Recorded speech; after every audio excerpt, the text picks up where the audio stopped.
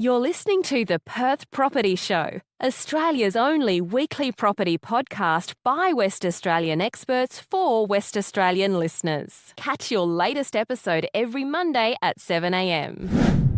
Good morning, everyone. Welcome to the Perth Property Show. My name's Trent Fleskens, your host as always. And a great fanfare, we have the most exciting guest on our podcast back in the studio. Everyone's always asking for him.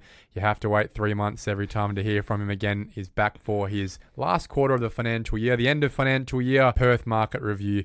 Brendon Ptolomey, how you going, mate? I'm good, Trent. Thanks for having me in. It's great to be here. Crazy that it's the end of the financial year. Your voice is getting heard a lot more these days. Not only are you hanging out with me every quarter on the podcast, but you got yourself a gig on Saturdays on 6PR, haven't you? Yeah, it's going really well. Jamie Burnett was nice enough to invite me onto weekends. He does an awesome job on Saturday and Sunday mornings. So yeah, been lobbing in there once a fortnight, 11:30 on a Saturday if people want to tune in. Jamie's really easy, like yourself, to talk to. And so it generally generates a really good conversation. And unlike having to stick to our quarterlies here, we come up with a few different ideas to talk about. Yeah, and the good opportunity on the radio, which I've found, is that people can actually give us a call. Yeah. And I can have a live conversation about people's issues. So if you don't want to talk to me, you can talk to Brendo on a Saturday morning. Absolutely, and I can bring that valuer's perspective, and I do absolutely love it. And as you know, Trent, you can see the text messages pop up on the screen while you're live on air. Your brain's going crazy trying to work out the answer to the next question while you're answering the question that you're already answering. Yeah. The engagement from listeners is fantastic, and the random questions are really good. Yeah. Well, I think it's really fantastic that we've got now a good couple of voices on a weekly basis helping people out with their personal questions, because that's one thing that I think the West Australian property market has lacked for a long time, is an accessible and free source for people to just ask some simple questions about what should I do? Should I sell? Should I buy? Should I renovate? Where should I buy? All those easy questions. So Saturday morning, set on 6PR for Brendo. Mondays, if you can't make it on a Saturday, listening to myself. Yeah, absolutely. And yeah, thanks for the plug, mate. Let's chat about the Perth property market. As we always do, it is the end of financial year. What a quick financial year it's been. As you get older every year and greyer every year as we do, it obviously goes quicker.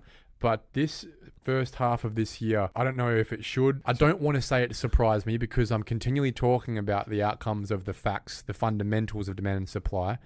But it is always surprising. Even the self-defeatist Perth bias in property that I still have in the last 1% of my brain, we are still running at over 900 property transactions a week. We are still with a vacancy rate well below 1%. And we are still seeing the supply on market for residential properties in WA plummet on a weekly basis. Brendo, how do we have just over 3,000 properties on the market when 5 years ago we had 17,000? Yeah. This is amazing, Trent, because as you and I have talked consistently about this over a period of time, we keep watching those REWA stats, and we like those ones because they've been consistent over such a longer period of time, and we can make the comparison over the troughs in the market. But when we're sitting around 2,000 houses on the market every single week in a city of 2.3 million people in Perth metro area, it is quite phenomenal. And you and I have continually thought, well, this will go back up at some point in time. Some pressure valve will be released here in terms of that supply. And here we are in the first half of calendar year 2024, last half of FY24, at all-time bottom of the market in terms of supply. Yeah, it doesn't get any tighter, right? Yeah. And that's the interesting thing. Our brains always think about the cyclical nature of markets, in that what goes up must go down, or what must balance out. But we've been speaking really deeply over the last few months about, well, actually, let's question that. Markets only change direction when the inputs of those markets start to balance out. And in a normal market, they do normally balance out when the market is more incentivized to provide supply. Yep. It does provide supply, right? If the price of things go up, more supply normally comes in. It balances out the price growth. Yep. The issue we have here, which is so unique, especially this year compared to the years before, and we're seeing it given the fact that the few years before, we see January, February, March, really you see most of your growth in that part of the year, and then it starts to taper off in the second quarter. Yeah. It's been just as strong in the second quarter of this calendar year than last calendar year, despite the fact interest rates are as high as they've been in this cycle and aren't actually looking to come down this year at all. That desperation is really starting to kick in. And why? Because the mood in Western Australia has changed. It's gone from a value hunting denial mood, I think, to a real acceptance and desperation of, well, this is what it is now. I better get on this train. Yeah. And it is not changing. You spoke about, as you said, you'd think it would start to balance out. It isn't balancing out because it can't balance out because we do not have the people to balance it out. We don't have the trades. Yeah. Don't even worry about the issues in terms of feasibilities and economics for half the supply market being apartments. Yeah. We just don't have the people to build them even if we could. Yeah. At present, in my presentations that I do to brokers and bankers and family law and accountants, I've got a big photo of Rita as my issue around supply. And it's half joking, but generally what we're saying with that is to make the point around the fact that infrastructure has essentially taken most of the trade supply in WA. And if everyone would like to stop and pause and think about the previous mining boom when we had a trough in supply and a boom in house prices, we all blamed mines. All the tradies have gone to the mines. Well, in this case and this scenario and this cycle this time round, we have a situation where most of the tradies have gone to construct infrastructure, which is a fantastic thing. We need that infrastructure for nation our city. Building stuff. Exactly. And they're big projects, right? So it's really interesting to then go back and reflect on how slow, to pick up on a couple of your points there, how slow Perth locals were to pick up on the train rolling down the tracks of Nice value pun. increase. I love the pun. I'll come back to infrastructure. Yeah. It's just been amazing to watch them come late to the value increase side of things. As we've talked about in previous quarterly updates, we had a lot of interstate investors coming into our market, a lot of buyer agents acting for them. They were smart enough to see the value in Perth property. We began in really cheap suburbs. They were cheap at that point in time, places like Armidale. Further down the track, we've got the locals involved. They're now competing with those East Coast investors. One of the things we've talked about within our office is maybe the pressure release here would be the East Coast investors walking away. They're not. Why would they? So they still see the value. When you think about competing in the national market, they want their money working for them, right? If they were to sell, pay transaction costs and move it to another city, where in Australia is it forecasted nationally, even with the national commentators, that city's going to do better than Perth over the next few years? Yeah. Nowhere. So Brisbane's coming up in terms of having just jumped into the second place on median house price across the country, but that's so much more expensive than Perth. So you're not going to cash out of Perth and go there. Less accessible. Yep. And then you get to the question around Victoria, which doesn't seem to want anyone to invest in property anymore given their new tax regime. And so therefore we would think that those East Coast investors will continue to be interested in our market, both affordability, our median house price according to Rita still sits around $650,000, and then gross yields, which can be anywhere between 4 and 6% on a normal property. The pressure on those rents is still extreme, and so there's no pressure valve being released here in terms of East Coast investors walking away. Then we pile in the local owner-occupiers plus local investors, and we get the undersupply situation and the demand we've got at the moment. Well, that's right. You've just spoken to the demand side, and you referenced the supply side with Rita Safiotti's program. And I agree. If you look at the forward program, this is record money we're spending here. We've got bridges being built. We've got overhead train lines being built in the southeast corridor. We've got Metronet continue to be built. The new baby hospital is going to get built. There's so much more infrastructure sucking all these trades away from the residential market for the next few years. That tap ain't turning off anytime soon. No, and then dangerously, we've just decided we'll build pretty much a new airport. So that will probably... A desalination plant? Yeah. So when you think about the pressure on our population and the desperation to find somewhere to live, all of those infrastructure projects would, I expect, underpin our market going forward for a fairly decent length of time. Yep. So if you want to decide you're only listening to us for 10 minutes today, this is the theme today, and we'll dig deeper into detail on where markets are going in the micro space in Perth. But for prices to drop or to stabilise, there has to be an increase in the capacity to supply over and above the capacity to demand. Yep. Now, we know demand is going to stay about the same. It just can't drop given the population growth and the investor profile that we've got in Western Australia right now. And the supply side just can't grow anywhere near that, let alone growing in the first place for another couple of years. So what does that mean? Prices continue to rise. Yep. And this is what we're going to talk about today. We're going to profile a bit of that across Perth's residential market and the different segments and sectors and tell some stories, I guess. And so to pick up on that point, in terms of people wondering about how the relief comes, we've been seeing our favourite example suburb, biggest suburb in Perth, Baldivis, So just talking to some of the land estate developers down there, and there are a number of them, they can see now the single residential homes that were started about a year to, in all honesty, some of them may have been started 3 years ago, but generally it takes about a year to 18 months to build a single residential house. They can see them being finished now. They see the people that were renting in Baldivis move out of those rentals and go to their brand new house. And they suddenly go, right, there's 20 people that moved on the weekend, 20 families moved. We've got 20 vacancies. Here we go. We can reset the rents. All of them are gone in a flash. They all get taken in that same weekend. The supply of 20 rentals to the market, and therefore also the supply of 20 houses to the market, is gone in a flash. So the demand remains there in terms of soaking up whatever is made available really quickly. Last time we spoke about the affordability, or as you called it, the impact zone, that price point between $400,000 and $800,000, and that being the profile on a price scale of where the ridiculous infinite level of demand is sitting versus supply right now. You put one property up, you'll get 50 people inquiring at the very least. Yep. Right. I think the only thing that's changed that I would have thought in the last 3 months in that conversation is that there's not much in the 400 space anymore.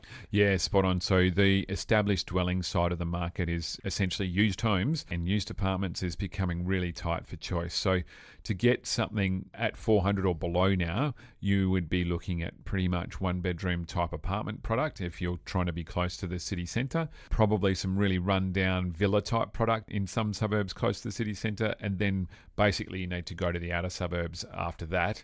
And even then, if we go back to what I mentioned earlier on, so when this all started and market bottomed out and we started rising again, you could buy a single residential 3-bedroom, 1-bathroom house in Armadale, dated type stock, on a decent sized block of land, say 700 or 800 square metres. That product is now easily $400,000 and on its way to $500,000. So bottom end of the market, the choice really has run out. Which is making it hard for first home buyers. Now, recently we saw, again, Treasurer Saffioti in the budget provide us with a piddly $20,000 increase in the first home buyers rate of stamp duty.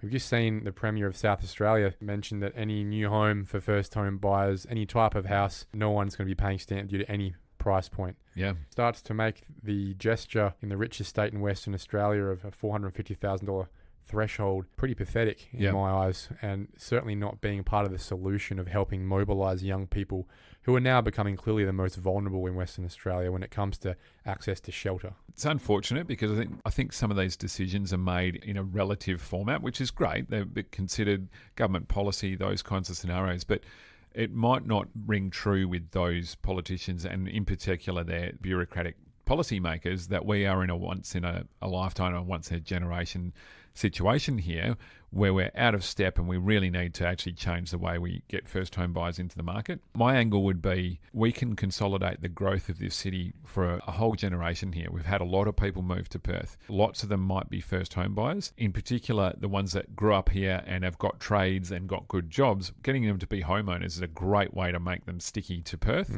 We really need them to drive our economy into the future, and it would be quite visionary to make sure that they get access to home ownership as easily as they can in a really affordable manner.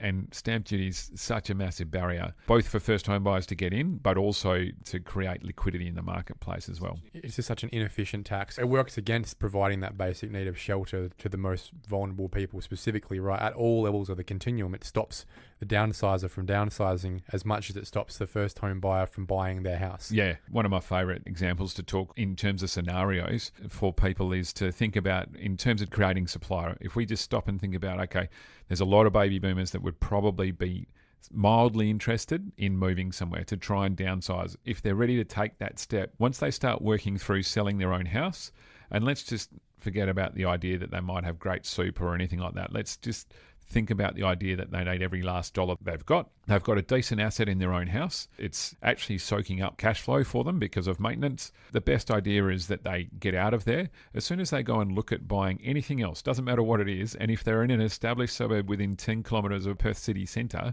then it will be probably worth $1.5 million, $2 million. When they go and buy an apartment or a villa in those locations, guess what? It's going to cost them about $1 million again. And then the stamp duty on that is $50,000. So therefore, when you look at the amount of money that takes out of their wallet from a baby boomer, so let's just remember the conservative nature of their fiscal concepts that they've grown up with, $50,000 thrown at a tax is just not something that they're able to easily absorb. When we think about alternatives for supply, a few people have started banding around through articles in the newspaper the idea of modular homes, and there's merit to that in terms of diversifying our capacity for it. It's certainly not the only answer. You couldn't replace the industry we've got right now, but I think the biggest issue we have in Western Australia is we don't have an industry for it. We've got a couple of small players trying to create a movement into modular housing, which is hard enough given the fact that most people wouldn't even move from double brick into timber frame, let alone modular houses that look like granny flats. But further, given it's more of an entry type product, it's not actually that cheap to build in the first place, is it? Yeah, so this is where everyone, it looks sexy on paper, you see some nice photos, and actually the product's been built and you can go walk through it. The issue is that it's on a rate per square metre, so a single residential project home will cost you $2,300 to $2,500 per square metre at the moment. Some of these things will cost you, on a per square metre rate, $7,000 a square metre. And if you Why? a basis of where does the supply come from? So the materials used in the product, where do they come from? Which trades are you going to get to build it? What space are you going to build it in? Is it in a big factory? Who's going to rent the factory? How much does that cost? I think one of the things that we don't grasp here is machinery that takes to automate that process. We just don't have the setup. Yeah. I always think back to Grand Designs. You watch that show and someone's building a funky kit home somewhere, and then you find the aha moment is it's coming on a truck from Germany and they're in England, and they've got an ability to go and look at suppliers all over Europe and choose, whereas we literally have suppliers based in Perth ready to supply that product. Everywhere else blows the feasibility of it out the water. And that helps us segue into the conversation about, well, if there's not many established houses around, as we just noted, there's only 1,800 established houses on the market of 3,200 properties on the market, houses, units and land. Well, then the alternative that we referenced a quarter ago is that people are now starting to move to land again. There really was a huge reticence up until last year. A big trust issue, I think, but also the replacement cost gap between the established market at the time and the cost to build at the time for moving to house and land. It just wasn't happening for the whole industry. Well, that dial has really flicked to the other side, hasn't it? We had huge increases in land sales, not to mention the square metre rate of land prices. So yet again, we're being a little bit revisionist on this and saying, probably told you so, because we did talk about that being an opportunity in the previous quarter here, and that was the idea of go and buy a block of land and build a house. It probably looked too scary to the market back then.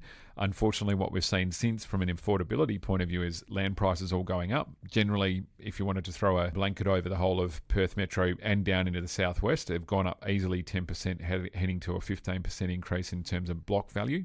Then we've also seen probably a little bit of light at the end of the tunnel in terms of those construction costs. So I mentioned those rates a moment ago. They've been relatively steady. What you'll find with those rates is the total value of the house is actually staying the same or coming down slightly. And the reason it's coming down slightly is that people have started building smaller homes. So they were building 165 square metre homes according to our analysis, and now they're building 140, 145 square metre Smaller homes, smaller blocks, and also the R codes making things a bit smaller as well. Yeah, more space for outdoors. One example I've got, which I think is so poignant, if you wanted to make a lot of money very quickly, is you could have bought land in Henley Brook in the Laval estate a year and a bit ago for about $720 a square metre.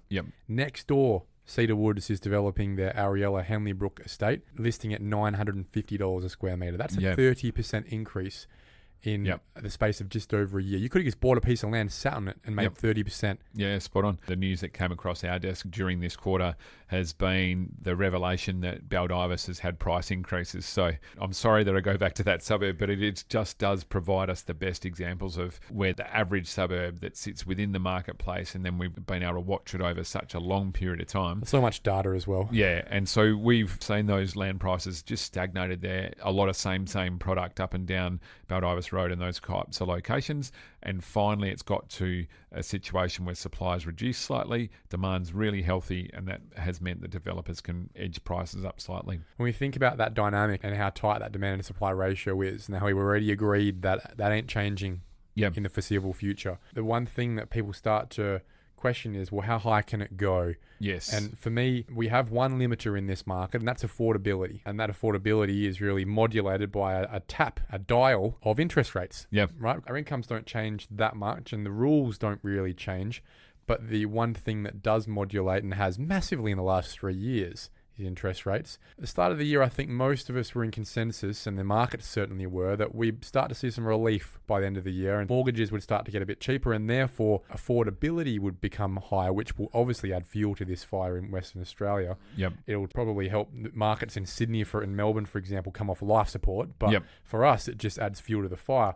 That conversation has started to peter away in the last couple of months, and even turned to a risk of an interest rate rise this year before we see it drop again next year. It doesn't seem to have had any impact in West Australia other than to make people even more desperate to buy now before they can't actually get a loan when the rates rise more. Yeah. It's been Have you noticed that? Absolutely. It's one of my most surprising aspects of this cycle. I think that one of the things we did see at the start of the calendar year was essentially an uptick in activity because people thought that interest rates would decrease by the time we got to September. That clearly hasn't come to fruition, but then they've gone into that cycle of, well, the market's moving so quickly, I just got to get in. They started shopping. Yep. They're shopping in different aisles. Yeah. So they've had to go to a different suburb. Now, the interesting part about that is we're probably being led by the US a bit on sticky inflation and the nose scenario. So obviously the RBA will be really hesitant to drop rates. I think there's a bit of scaremongering around in the marketplace. The media need another story to write, that kind of stuff in terms of interest rates going up. But clearly we're probably not going to get a decrease until at least maybe March next year, which right at the minute is a fairly long way away. For our market, it's probably not such a bad thing. If we had an interest rate decrease in September this year, as you're suggesting, we would be January, February next year. Propane and just letting it rip on the fire. Yeah. The difference is here, most of the monetary policy is determined as a reflection of the Melbourne, Sydney, Brisbane market. We are an afterthought, if that, with the RBA, right? And the interesting part of that is not only are we an afterthought, so policy isn't made with regards to our spending habits or our cost of living, but the interesting point there is that ours is actually the best situation in the country. So there will be a time where rates will drop because of how hard it is getting in the East Coast, because inflation will start coming down because of that, and we'll still be well within those thresholds of what people on the East Coast have been living with for many years before what we're currently dealing with on cost of living pressures. Those numbers that you and I have always looked at, taking 60-odd% of your income to secure your housing and your home loan, clearly our market can stretch a lot further from that affordability. There's a lot side more of fat things. left. Yeah. I'm guessing we're sitting around about 35-40% now in terms of edging up in the percentage of your disposable income required to service your home loan. So those Sydney and Melbourne and Brisbane numbers would suggest we've got further to go. So probably lots of listeners will be sitting there saying, so does this market stop soon? Value increases will not stop in our market this year. If you're sitting on your hands thinking it's all right, I'll wait for this to calm down and I'll go jump in. I'll wait for winter. Yeah, it's already raining, mate. Well, it hasn't got cold yet, but that is not happening this calendar year, and it's even doubtful of how much it would slow down into next calendar year. The part that will stop it, or that would slow it down, is us getting to those median house prices that threaten numbers like Sydney. So let's just remember the single residential median house price in Sydney is $1.3 million. If we're getting double what we are now. Yeah, double what we are now. So if we're getting from 650 to a mil, and that's happening in towards next year, then clearly affordability becomes a bit of a train wreck there. That becomes the major factor. Yeah. And that's what's happening in Sydney and Melbourne right now, is that whilst they actually have similar dynamics to us in demand and supply, they have the same problems as us, if not worse, which is why the Sydney policies are actually quite drastic compared to what we're seeing in WA, which is always quite laggard. That is not the fundamental that's putting the pressure on the market right now. It is this rain cloud that is keeping the warm weather down, if that makes sense, right? And that's and that is affordability. That's their cap right now. And so one of the things that we've been seeing in terms of trying to sum up a little bit of that desperation for everybody is, if you had to pick a location that had a little bit of excess stock, it was the Perth CBD apartment market. And just talking to our team that see the contracts that come through in that location and the activity, there's people there, as in owner-occupiers, that have been looking around for anything to buy now. They've gone into that desperation zone and they're just saying, right, That's it. I need somewhere to live. My rent's gone through the roof, or I can't even find a rental. I've been kicked out. Yeah, I'm going to go and buy an apartment in the city. At least my thinking on this would be, at least if you buy that product, you then have somewhere to live. You're in control of the cost of your living then, and that you probably are buying a product that's quite rentable into the future as well. It is probably the only product left that's still under replacement cost. Yes. And it is probably the only product left that hasn't had a run yet. In the apartment market, it's still under replacement cost. It's well below the cost to build a new apartment in Western Australia. But in terms of housing types, apartments are the only ones left that haven't had a run yet. So if you are that dogged type still seeking nominal value somewhere in the market, well, the only place left now, it's not even units. Like, units is mental right now. It's apartments in places that have historically been oversupplied. Yeah, or might have been just investor or just renter type product. And I'd encourage everyone that is desperate just to go and take a look and see what you can get. Well, just as a means of hedging against inflation, right? Putting your money into an apartment right now is certainly going to do you a lot better than leaving it in the bank. Yeah. If you're renting, for example. If you have the deposit, put it somewhere in the housing market, because this is where the great divide starts to really happen of the haves and have-nots. And it will be, as it has been in the past, but it's certainly becoming more now, the have properties and the have-not properties. It won't even be income. Your income, whether you make 120 or 250 a year, is not actually going to be the driving force over this cycle for where you end up in the socioeconomic lines. It will be, did you have a house? How much was it worth? And how much did it grow versus your mate who was stuck in the rental market? Yeah, in terms of just thinking about what has happened, just to give people a demonstration of why you would get in. So we've got a couple of examples kicking around in Baldivis at the minute. So get-in prices that were way below the median house price at that point in time. Median house price was sitting up around $475. People buying in at $300,000 and $350,000. These are actual sales that were 3 years and 4 years ago alternately. They've now resold same property, no renovations or anything like that. The same product being resold into the market, and they're selling at $550,000 and $600,000. So just remember, they're now still below the median house price, which is $650,000. So they should still be in that first home buyer zone. But the point I'm trying to make to the audience is that those people have made $250,000, $300,000. It actually equates to 90% value increase.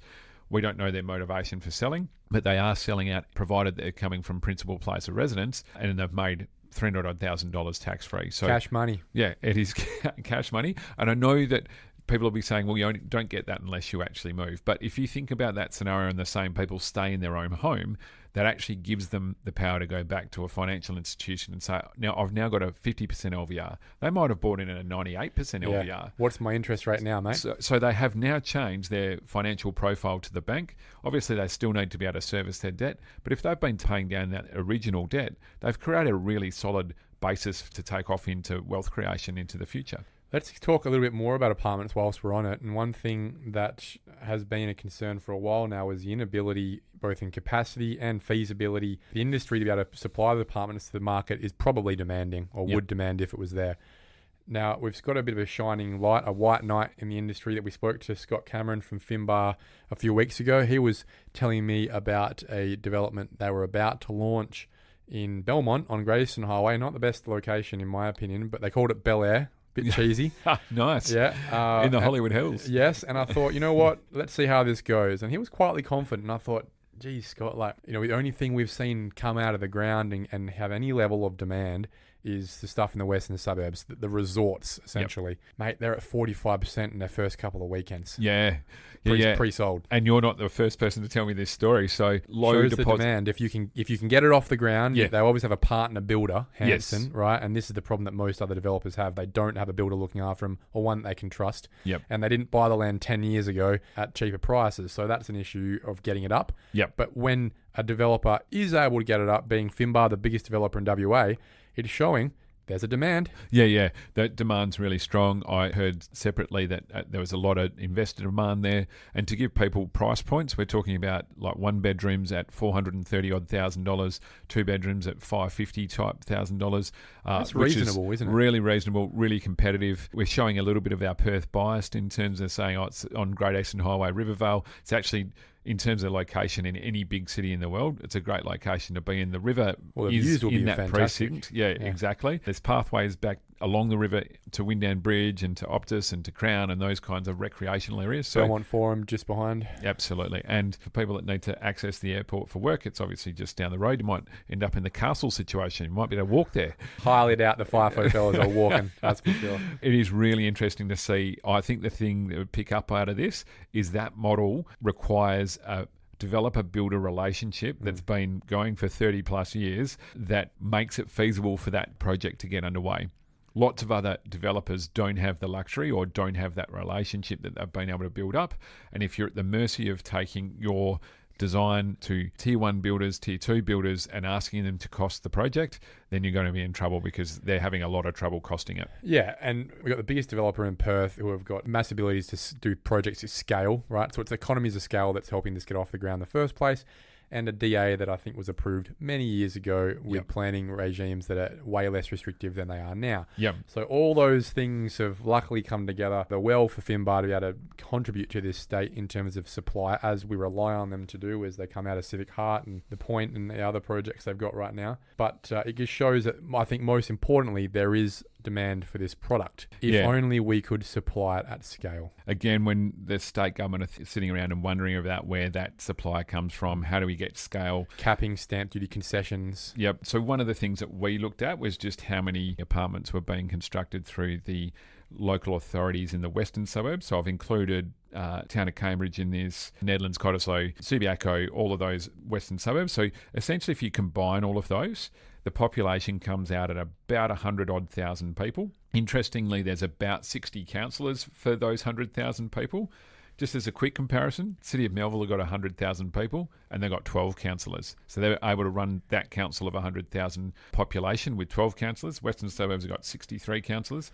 But very efficient, isn't it? Sounds really expensive to me too, in terms of having 63 people to pay. Plus all the city planners and everyone that's duplicated across those councils, right? Yeah. So we're talking about enough CEOs, maintenance workers. It is really amazing in terms of, well, a slightly strange business model, really. It works for them when your goal is protectionism. Yeah, spot on. And so looking at how much they've been able to create in terms of supplying that market. So let's just remember, we're trying to look at infill development. That's what the state government directive says. We're in the best locations. Let's just believe that for a minute. Demand. Yeah. Right? There's a train line that runs through these suburbs, so you could create density in those locations. At the moment, just finishing or under construction, there's 793 apartments through all of those local authorities, which that sounds great. Well, but it's 0.79% of the population. Exactly. We have a 3% increase this year. Yeah.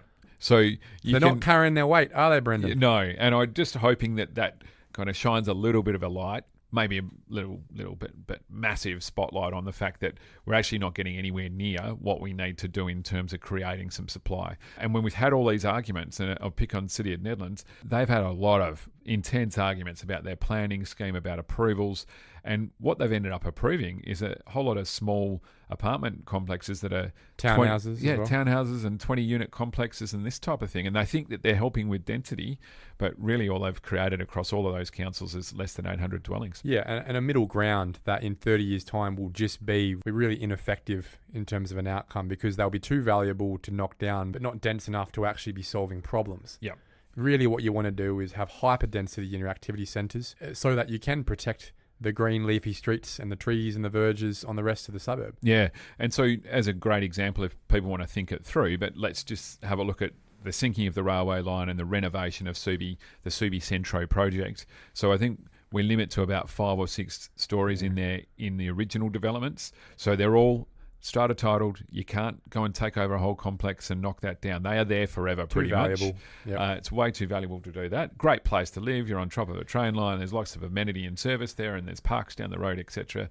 Brand new schools. Then we get to this generation and we finally get the development that we probably should have had there, i.e. the one Subiaco development. And now the crazy part of it is that we're going to put all the density up at the PMH Subi East site. Nowhere near the shops. There's no train station and there's no shops. So we should have built that high density right on top of a train station and had the vision to do that. Yeah, we should be learning from our mistakes. So let's segue into this market. The last part of the market we haven't spoken about is the first and second quartile in prices, right? But I also want to extend to the most expensive suburb in each local council, because that was the answer to a question I got recently at a breakfast where the questioner asked, Hey Trent, what do you think will be the opportunity this year and next year for growth? If I want to get something that is going to have great opportunity, what do you reckon it will be? Obviously, it's a nerve-wracking thing to buy into Gosnells at $600 and something thousand, or Alkimos or Ellenbrook at prices that you've never seen before, where the fundamentals long-term still don't look fantastic, right? Yep. And what you always want to be able to do is buy into the highest amenity suburb in the area, or the highest amenity area in the state. And the one place that really hasn't had the growth we thought it was going to have over the last year or two, or that the rest of the state has been the most expensive suburbs in each area, or the most expensive area in Perth, right? Because of affordability. As the interest rates went up, it capped out a lot of people from getting in that market. So my pitch to you, Brendo, would be that going forward, if people are looking for an opportunity, it would be the most expensive suburb in your local council, or the most expensive area being the western suburbs in the first place. When we see rates start to drop, those will be the areas that will have the most capacity for growth. Yeah, and it's really interesting to reflect back to our previous quarter. We would have been sitting there in that podcast, and I haven't listened back to check, but there was an absolute dearth of high-end transactions. We were sitting here wondering what was going on at the top end of the market, and from a valuer's point of view, we had zero sales evidence. So if we were trying to do a finance valuation on someone's house in the western suburbs and it was a high-end product, there were just no sales. And then suddenly in March things changed, and it's changed dramatically. So we've had 2 sales in Cottesloe at $10 and $10.5 million, another sale in Cottesloe at $15.5, a land value sale up in Mozzie Park at $22 million, a Peppermint Grove house at $21 million. That wasn't you, was it? No, none of those are mine. But that market has quickly moved to the agents essentially door knocking and going to existing owners and saying, hey, look, I sold you this thing 4 years ago, 5 years ago at $5 million. I've got $10 million purchasers trying to find something to live in, and they want to be here, and they've got the money and they're ready to pay for it. So whilst we were sitting around wondering what was happening at that end of the market, it was just in a lag in terms of catching up to what was happening elsewhere. Yeah. So not a bad call? I think that's a really good call, and don't get distracted by those high numbers. If you go to any local authority that you're in, there's going to be a standout suburb within that local authority, and if you're aspirational, that's where you should try and go and buy, because that's where the market will follow you to. It's what we've seen in terms of the ripple effect. The ripple has gone throughout the whole pond. It started in Fremantle and Cottesloe. It has gone to the edges of society, and it has pushed massively. What we're going to see is it start to come back the other way again. That ripple is going to come back to the centre as people start to stop seeing too much value comparatively in your Armidale versus your Southern River versus your Riverton versus your Rossmoyne, top of the pile in that direction. That's where people have capacity to, with interest rates dropping next year, hopefully. That's where the money will go, because it's the area with the most amenity, the most long-term blue chip, downside risk as well. Yeah, it's only been held back by accessibility financially right now, but the second that comes away, all the pressure is coming from the bottom up this time. It has to go to those suburbs. Interestingly, I think the next property headline we see will be the next round of median house price data for REWA, and it's going to be shouting $1 million suburbs, because there's going to be a huge list of new $1 million suburbs around. Only this week in the office we had the example of the $1.4 million sale in Harrisdale, and a lot of listeners are not going to even know that suburb exists. Yeah, Harrisdale is essentially the back end of Southern River, and certainly not a place where you would expect $1.4 million to be happening anytime this cycle. Special house, special location in that area though. But I think the point here to make is, as you said on the list of, as REWA does and the newspapers report on, the suburbs that make the Millionaire Club. At the end of last year, a whole bunch of suburbs made it. And what was interesting to note was that quite a few actually dropped off in the first quarter of this year. Affordability. A bunch of them are going to go right back on in the second half of this year. Absolutely. So those ones teetering around, you're probably never going to see them drop back down again. That's exactly. And we've had a couple of examples where they're going to really blow through that number. So we saw an auction in Bull Creek where we thought the sale price had settled around about 1.3, maybe $1.4 million, and it hits 1.6. What I'm saying here is that's just going to drag those median numbers straight up in those suburbs. You were buying quarter-acre blocks in Netherlands for 1.3 only 4 years ago. And we had a rule of thumb through there. Basically most character houses on a 1,000 square metre block, they were pretty much worth 1.5. I remember that stage in the cycle. Valuation got easy at some point in time there. Not so much anymore. Brendon Ptolomey, Managing Director, Heron Todd White. As always, love the chat. Everyone's going to love this one because it's mainly good news as long as you got property, and it's kicking the bum if you don't. Yep. Get on the boat, people. Stop wasting your time looking for a deal. Get access. Find as many alternative options as you can through buyer's agents, seller's agents, door knocking, letterbox dropping, friends and family. If you do not have a property and you need shelter, buy that property you've been looking for the last 3 years on the sidelines. Yeah. Thanks, Trent. Thanks for having me in. Thanks, Brendo. Thank you for listening to another episode of the Perth Property Show. If you've only just joined the conversation, you can catch up by heading over to our website, perthpropertyshow.com.au, subscribing to the podcast, or joining our Facebook page. Don't forget to tune in next Monday at 7 a.m. for more expert insights, local analysis, and suburb spotlights. Happy hunting!